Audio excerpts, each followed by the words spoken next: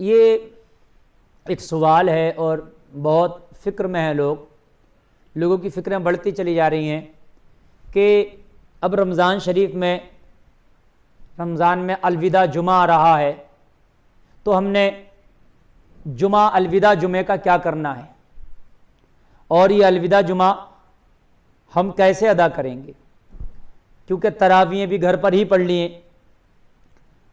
इस लॉकडाउन के मामले में मस्जिदों में जाना मना था, कुरान भी घर पर ही पढ़ लिया, सुन लिया, नमाजें भी घर पर ही पढ़ ली, सब कुछ घर पर ही कर लिया। लेकिन अब ये अलविदा का मामला था जुमे का, इसका क्या किया जाए।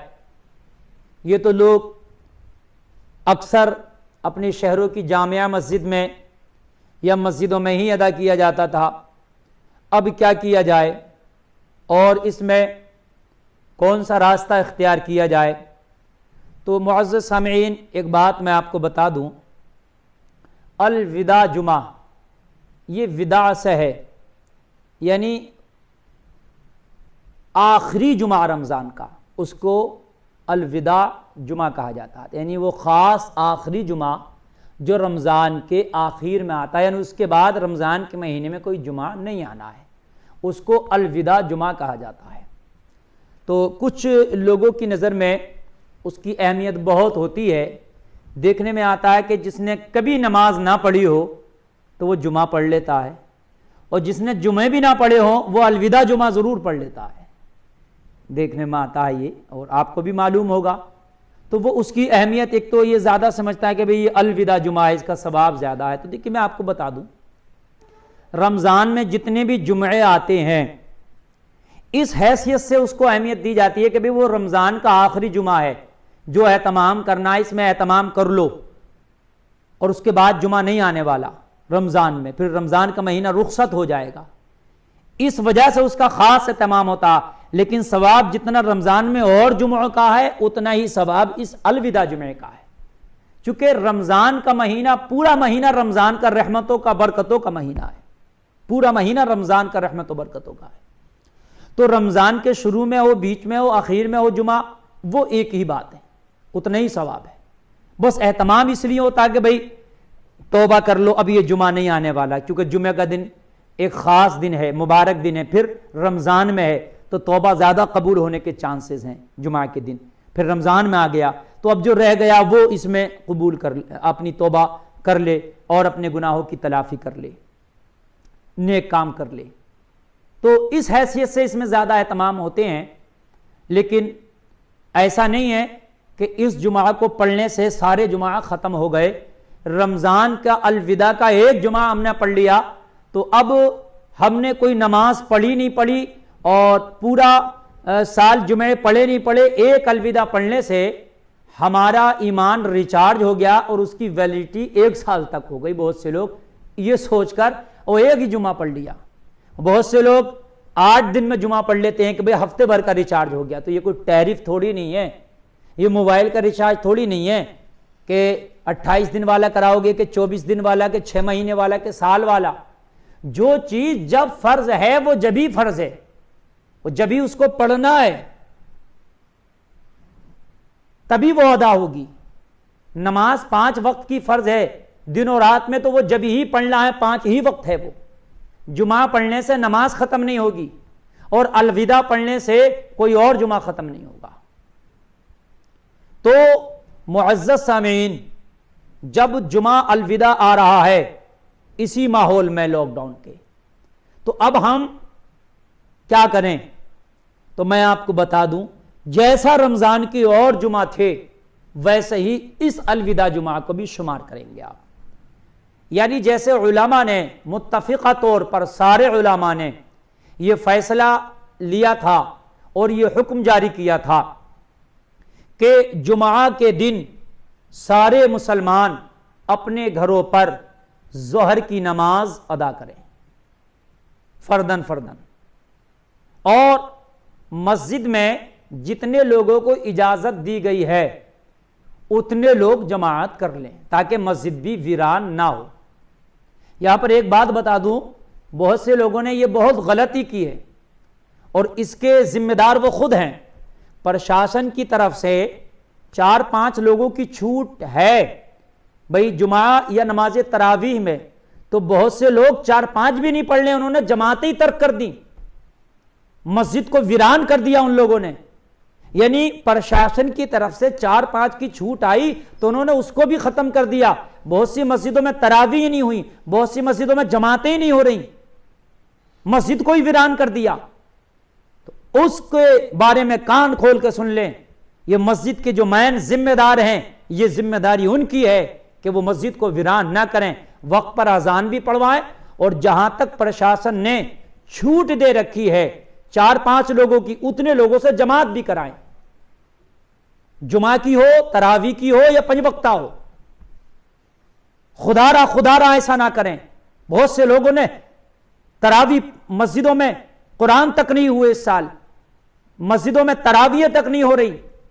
अरे अल्लाह के बंदो, एक खास लोगों का तो प्रशासन ने इजाजत दी थी कि इमाम और कमेटी के खास मुतवल्ली और कोई सिक्योरिटी वगैरह 1-2 खास लोग पढ़ लें, लेकिन वो भी नहीं, क्योंकि ईमान का तो हमारा जनाजा निकल चुका ना। हमें तो थोड़ी सी छूट मिल जाए ना, तो फिर हम तो उस छूट को भी और बढ़ा देते हैं अपनी तरफ से।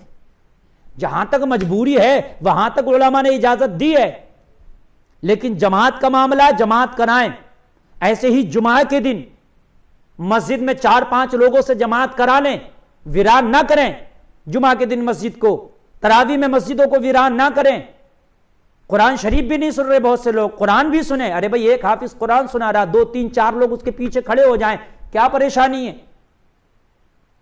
और आपको अगर डर लग रहा तो बेहतर तरीका यह कि उन 4 लोगों के नाम लिखने जो नमाज पढ़ेंगे रेगुलर, इमाम का नाम लिख लें, बराबर में थाने में, बराबर के किसी चौकी में दे दें, हमारी मस्जिद में ये सिर्फ 4-5 लोग साहब नमाज पढ़ेंगे, इसके अलावा नहीं पढ़ेंगे, आप चाहे जब चाहो चेक कर लेना। इतना कर लो, उतना भी नहीं करेंगे। तो अब जो अलविदा जुमा है वो भी और जुमों की तरह अपने घर में ही पढ़ेंगे। जैसे कि रमजान में और जुमों में हमने नमाज अपने घर में अदा की, ऐसे ही अलविदा जुमे की नमाज भी जोहर करके पढ़ेंगे। अलविदा तो नाम इसलिए रखा है क्योंकि आखिरी जुमा होता है, विदा से विदा हो रहा होता है, ये जुमा रमजान विदा हो रहा था, इसलिए इसको अलविदा जुमा कहा गया। ये कोई खास अलग से जुमा नहीं है, ऐसे ही जुमा है जैसे और रमजान के जुमे होते हैं। तो जैसे और रमजान के जुमों की जगह हमने घर में जोहर पढ़ी है, ऐसे ही अपने घर में हम जोहर पढ़ेंगे। और अगर अभी अलविदा में जैसे हो सकता है अभी जितनी छूट मिल जाए उतने पढ़िए, जहां तक छूट मिल जाए वहां तक, उस छूट की हद तक जो दायरा खींचा जाए कि भाई इतने लोग पढ़ सकते हैं। अगर लोग बढ़ा दिए जाएं, जैसे कई जगह पर लॉकडाउन अब ऐसा हो रहा है कि उसमें तखफीफ हो रही है, कई जगह पर जैसे जो है हल्का हल्का तखफीफ कर रहे हैं, तो अगर कुछ तखफीफ हो जाए तो जहां तक हो जाए उसको फॉलो करेंगे, बाकी लोग अगर इजाजत नहीं है तो फिर अपने घर में ही पढ़ेंगे। तो मुअज़्ज़ज़ सामिईन हजरात, इसको भी और जुमों पर ही महमूल करेंगे। चूंकि हमारी आवाम में जो मशहूर है वो अलविदा के जुमे को एक ख़ास जुमा समझा जाता है। बहुत से लोग तो समझते हैं कि अलविदा जुमा अगर पढ़ लिया तो शायद लाखों जुमों पर भारी है, इसको लैलतुल क़द्र जैसा समझते हैं, जैसे लैलतुल क़द्र में इबादत कर ली ना तो 1000 महीनों पर भारी है वो। तो ऐसा नहीं है, वो लैलतुल क़द्र है, उसका ख़ास हुक्म कुरान में है। ये जुमा है, ये रमज़ान के आम जुमों की तरह। ऐसे बहुत से जो रोज़ा नहीं रख रहे होते ना, अलविदा का ज़रूर रख लेते हैं, और अलविदा का रखने के बाद में अब वो शोर मचाते फिरता, अरे बड़ा रोज़ा लग रहा भाई, बड़ा बड़ा रोज़ा लग रहा, आज तो दिन बहुत बड़ा हो गया। दिन बड़ा नहीं हो गया, तू रोज़ा नहीं रखता, तूने आज रोज़ा रख लिया है। और कभी कभी ऐसा हो जाता है अलविदा जुमा के दिन थोड़ा धूप ज़रा तेज़ हो जाए, थोड़ा दिन तेज़ हो जाए ना, तो जो रोज़ा रखने वाले ये हैं अलविदा वाले, फिर इनकी हालत देखो, ये कटी पतंग की तरह डोलना शुरू हो जाते हैं। तो फिर कुछ लोग कहते हैं भाई वो दिन यूं इसलिए सख्त हो गया है, दिन थोड़ी ना सख्त होता। या आज उन लोगों ने भी जुमा रखा जिन्होंने कभी, उन लोगों ने भी रोज़ा रखा अलविदा को जिन्होंने क्या कभी नहीं रखना था, वो भी आज रखे, उनकी वजह से हुआ। हालांकि ऐसा नहीं है, अल्लाह को जब जो दिन जैसा करना होता वो करता है, उसकी मर्जी है, उसकी कुदरत है। वो दिन तेज़ ही होना था, उस दिन हो गया। तो ये ख़ास उनकी वजह से नहीं हुआ है कि माज़अल्लाह कोई उनसे इंतकाम लिया जा रहा है, या उनका वो इम्तिहान के काबिल ही कहाँ के जो इम्तिहान में जो है उनका इम्तिहान लिया जाए। इम्तिहान के काबिल होते वो तो पूरा रोज़ा ना रखते, एक रोज़ा रख के क्या इम्तिहान देंगे भाई। किसी का पेपर है तो पेपर में एक पेपर अगर आपने दे दिया तो थोड़ी ना पास हो जाएंगे, वो इम्तिहान तो इम्तिहान ही नहीं कहलाएगा। सारे पेपर में आप प्रेजेंट रहें, सारे पेपरों में आप हाजिरी पेश करें, और सारे पेपरों में हाजिरी पेश करने के बाद में फिर आपका इम्तिहान इम्तिहान कहलाएगा। तो उनकी वजह से कुछ नहीं है। तो बहुत से लोग अलविदाई का खाली रोज़ा रखने के बाद में और वो मार तमाम शोर मचा रहे होते हैं कि आज हमने रोज़ा रख लिया, और ये मार तमाम हज़ार तरह का दिखावा उनमें फिर हो रहा होता है। मुअज़्ज़ज़ सामीन, बस जब अलविदा जुमा होता है तो बस ये है मुबारक दिन, ये मुबारक महीने में आपसे विदा हो रहा। जो तौबा रह गई है या जो गुनाहों से तलाफ़ी रह गई है, माफ़ी मांगना रह गया, वो आज माफ़ी मांग लो और आगे गुनाह ना करने का इरादा कर लो, पक्का यकीन कर लो।